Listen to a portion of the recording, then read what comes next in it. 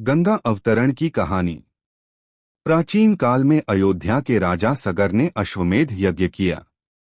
यज्ञ का घोड़ा इंद्र को पसंद नहीं आया, क्योंकि वह राजा सगर की बढ़ती शक्ति से भयभीत था। इंद्र ने वह घोड़ा चुराकर कपिल मुनि के आश्रम में छोड़ दिया। राजा सगर ने अपने 60,000 पुत्रों को घोड़ा खोजने भेजा। वे खोजते खोजते कपिल मुनि के आश्रम पहुंचे और उन्हें घोड़े के पास ध्यानमग्न देखा। राजकुमारों ने बिना सोचे समझे कपिल मुनि पर घोड़ा चुराने का आरोप लगाया, जिससे मुनि की तपस्या भंग हो गई। क्रोधित होकर उन्होंने श्राप देकर सभी राजकुमारों को भस्म कर दिया। राजा सगर को जब यह बात पता चली तो उन्होंने अपने पौत्र अंशुमान को समाधान के लिए भेजा।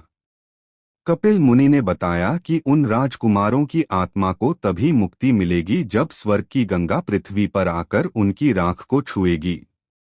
अंशुमान फिर उनके पुत्र दिलीप ने भी प्रयास किया, लेकिन असफल रहे। अंततः भगीरथ ने यह संकल्प लिया कि वे गंगा को धरती पर लाकर अपने पूर्वजों को मोक्ष दिलवाएंगे। उन्होंने कठोर तपस्या की। ब्रह्मा प्रसन्न हुए और गंगा को धरती पर भेजने को तैयार हुए, परंतु उन्होंने चेतावनी दी कि गंगा का वेग पृथ्वी सहन नहीं कर पाएगी। तब भगीरथ ने भगवान शिव की तपस्या की।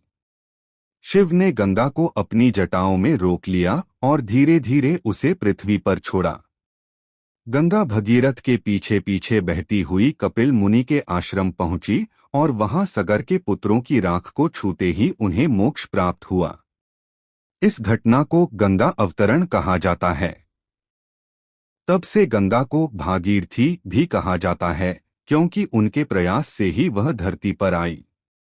गंगा आज भी भारत की सबसे पवित्र नदी मानी जाती है। उसका जल पाप नाशक और मोक्षदायक माना जाता है। यह कथा हमें तप, श्रद्धा और संकल्प की शक्ति का संदेश देती है। यह कहानी काल्पनिक है और किसी भी वास्तविक घटना या व्यक्ति से इसका कोई संबंध नहीं है। इस कहानी में दिए गए पात्रों के नाम और घटनाएं सिर्फ काल्पनिक है।